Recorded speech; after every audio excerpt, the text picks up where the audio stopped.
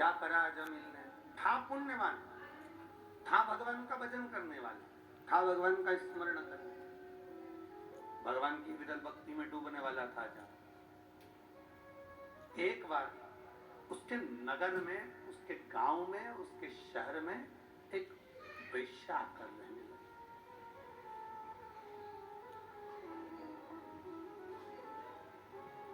एक वेश्या उसके नगर में आ गई और वो निवास कर रहा। बहुत परीक्षा लेता है भगवान, बहुत परीक्षा लेने में परमात्मा कभी पीछे नहीं हटता। बस इतना जरूर याद रखना कि वो परीक्षा लेता है, वो परीक्षा लेने में अगर पीछे नहीं हटता, यदि वो परीक्षा लेता है तो इतना जरूर याद रखना कि वो उस परीक्षा का फल देने में भी पीछे नहीं हटता। उसका फल वो देता ही है। तो फल, परीक्षा लेने में अगर वो पीछे नहीं हटता तो उसका फल देने में भी वो पीछे नहीं, फल देता ही है। अजामिल एक वेश्या के भवन के सामने से निकल कर जाता है और वेश्या की सुंदरता पर आसक्त हो जाता है।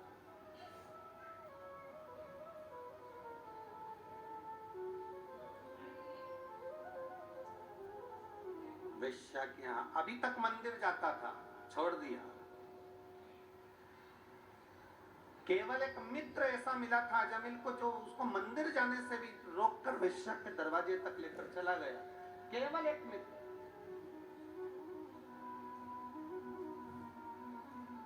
और वाणी वालों, ओ मेरी वाणी की जीजियों और मेरे वाणी के जीजाओं, बहुत सावधानी से कथा सुनना। एक मित्र तुम्हारी जिंदगी में आएगा जो तुमको परमात्मा के दरवाजे तक ले जाएगा, और एक मित्र तुम्हारी जिंदगी में ऐसा आएगा जो तुम्हें व्यसन की ओर, मदिरा की ओर, मांस की ओर, जुए की ओर, गलत लत की ओर लेकर चला होता है। एक आएगा जो तुम्हें सत्संग की ओर ले जाएगा, एक आएगा जो तुम्हें गलत मार्ग की ओर ले जाएगा। अब निर्णय तुमको लेना है कि आपको मार्ग कौन सा पकड़ना है।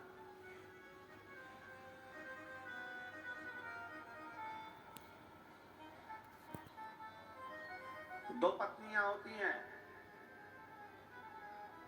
अपने मन जैसी, दो इच्छाएं होती हैं अपने मन जैसी।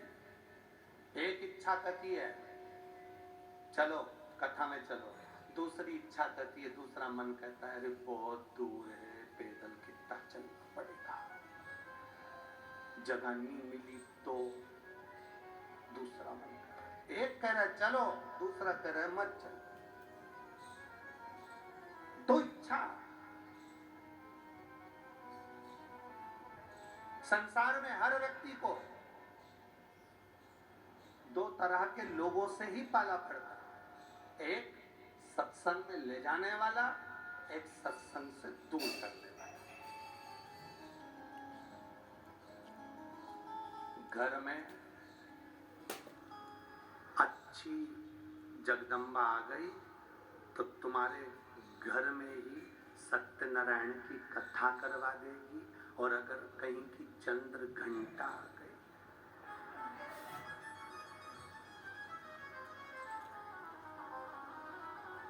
तो सत्यनारायण की नहीं, तुम्हारी खुद की कथा पूरे मोहल्ले में करवा देगी। ये निर्भर तुम पर करता है। अच्छी आ जाए तो सत्संग में लगा दे, अच्छी आ जाए तो भगवान की भक्ति में लगा दे, अच्छी आ जाए तो भगवत स्मरण में लगा दे, अच्छी आ जाए तो भगवान की कथा में लगा दे, अच्छी आ जाए तो तीर्थ करा दे, अच्छी आ जाए तो भगवान के मंदिर तक ले जाना सिखा दे। और अगर कहीं की अच्छी जोरदार, ऐ सुनो, पार्लर तक छोड़ आना, 4 बजे लेने आ जाना, मेरे को शाम को किटी पार्टी में जाना है, मुझे वो मॉल तक लेकर जाना है, मुझे वहां घूमने जाना है, मुझे वहां जाना है। और एक आई तो भगवान की भक्ति में डुबो दे, और एक आए तो मालूम पड़े वो पूरा जीवन पेंटिंग पेंटिंग जीवन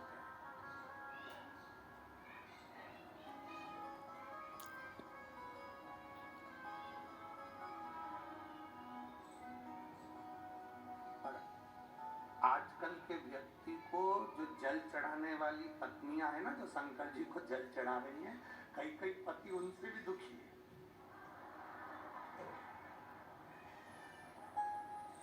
अरे बोलो तो नहीं जरा, सही है कि गलत है? कई कई तो पति उनसे दुखी है। कहाँ जा रही सुबह से? लोटा।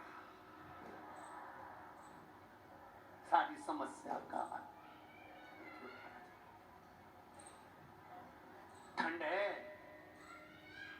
जल चढ़ाएगी शंकर जी को, ठंड नहीं लगेगी, तुम चुप रहो। अल्लू अल्लू डला, श्री शिवाय नमस्तुभ्यं पहुंच गए। और वहां मंदिर में पहुंचकर भी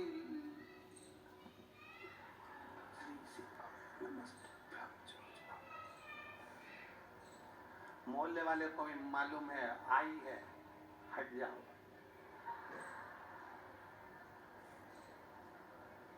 इससे मत भिड़ना, ये सियोर वाले महाराज की पक्की चेली। कौन भिड़े सो? कई कई दुखी। अब मालूम पड़े बीच में कहीं का सियोर वाले महाराज जी ने कोई अच्छा बता दिया कि बेलपत्री का ये उपाय करो। सुनो, शाम को आना तो 5 बेलपत्री लेते हुए आना। अब बेचारा वो पेड़ ढूंढ रहा, अब उसमें से 5 बेलपत्री लेकर आया, उसमें से भी एक बेलपत्री कहीं से खंडित, उत्ते में तो जगदम्बा चंद्र कट्टा तुरंत तो तुमसे कई थी अच्छी लेके आना, तुम ऐसी लेके आए। अब कई थी।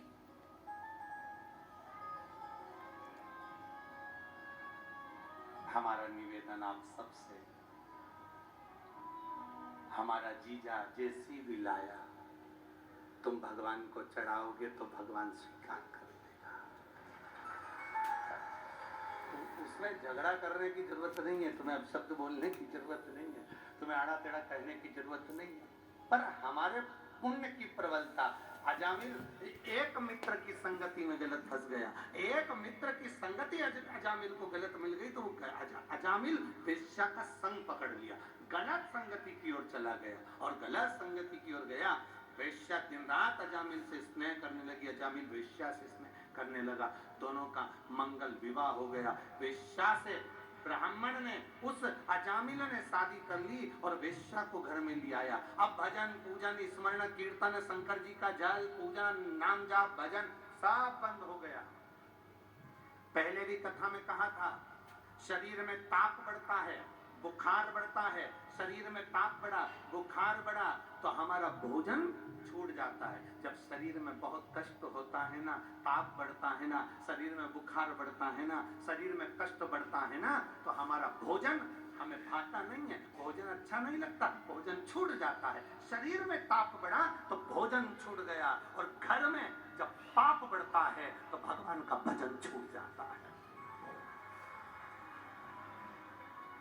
जब घर में पाप बढ़ने लगा, कोई पाप कर्म होने लगा, गलत पैसा आने लगा, कोई गलत काम में धन लगने लगा, समझ लेना कि गलत धन आ रहा है तो पाप बढ़ रहा है, तो भजन छूट गया, मंदिर जाना छूट गया, शंकर जी को जल चढ़ाना छूट गया, भगवान का कीर्तन करना छूट गया, भगवती स्मरण करना छूट गया। समझ लो हमारा पाप बढ़ा तो भजन छूटा है, शरीर में ताप बढ़ता है तो भोजन छूटता है, और घर में पाप बढ़ता है तो भजन छूटता है। अगर घर का कोई व्यक्ति रोज मंदिर में जाकर 1 लोटा जल चढ़ा रहा है तो भगवान को धन्यवाद देना कि हमारे यहाँ अच्छा धन आ रहा है। घर का कोई एक व्यक्ति रोज भगवान की भक्ति कर रहा है तो भगवान को धन्यवाद देना कि भगवान की कृपा हो रही है। आज के जमाने में भगवान का कीर्तन करने वाला, भजन करने वाला लोगों को अच्छा नहीं लगता।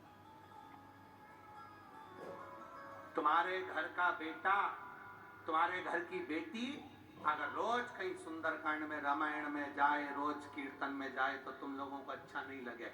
जा तू तो बाबा बन जा। क्या है रोज रोज सुंदरकांड में जाना?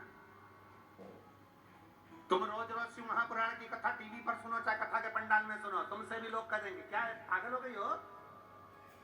जहां देखो वही कथा में चली जाती है, जब देखो जब कथा कथा।